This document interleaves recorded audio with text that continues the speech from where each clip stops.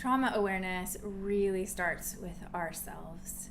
If we have past trauma, if we are impacted by being highly sensitive, if we have old wounds that we haven't tended to, it's really hard to create safe enough space for folks who show up into our care, whether it's clients or students or friends or family, when we haven't truly created a loving, integrated, and safe space for ourselves. This goes really deep, and one way that I see it showing up a lot with people in the healthcare industry, people who I would call well-being practitioners, coaches, therapists, yoga teachers, anyone really facilitating space for others to do their healing and growth. This is one that can be so subtle and nuanced, and it can come out of trauma, it can come out of attachment trauma, meaning the ways we were impacted by our primary caregivers, our mothers, our fathers, or others who were close to us, who were taking care of us when we were very little. That's what we call attachment trauma, when something was really painful or off in that experience.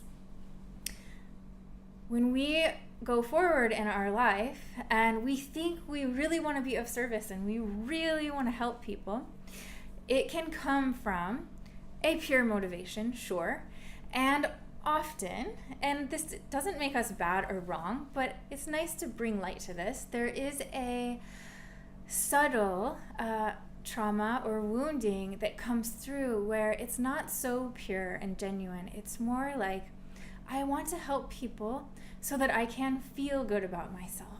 I want to help people so that I am appreciated.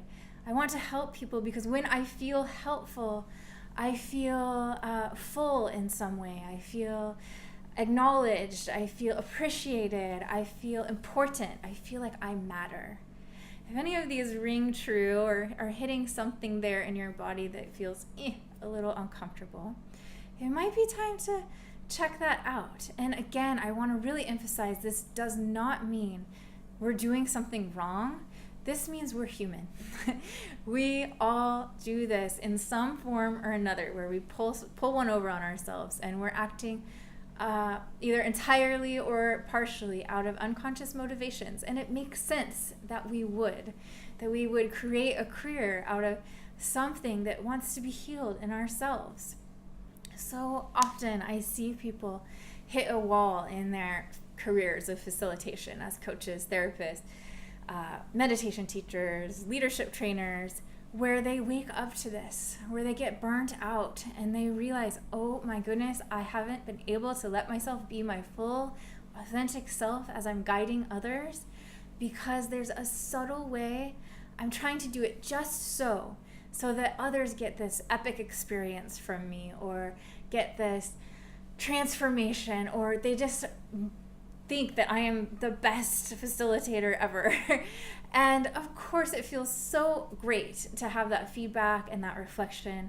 And if there is that secret motivation there, it's actually going to impact the people you're working with in a negative way. They can feel responsible for your happiness. They can feel responsible for filling you up in an unconscious way on their side. It may feed into some of the trauma that they carry, where they had to take care of people in order to feel safe, loved, with a sense of belonging. So I'd love it if you would take some time to just check into yourself in a really kind way and notice, are there places in my life where I feel like I need to matter, where I feel like I need to know that I am important, where I feel like I need to know that I am helpful from the outside? Where are those places?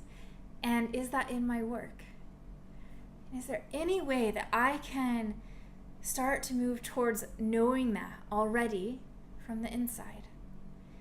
Doing that work so that you know you are full, you are complete, you are whole, you are love, you are safety, you are belonging, you belong within yourself, no matter what anybody thinks of you.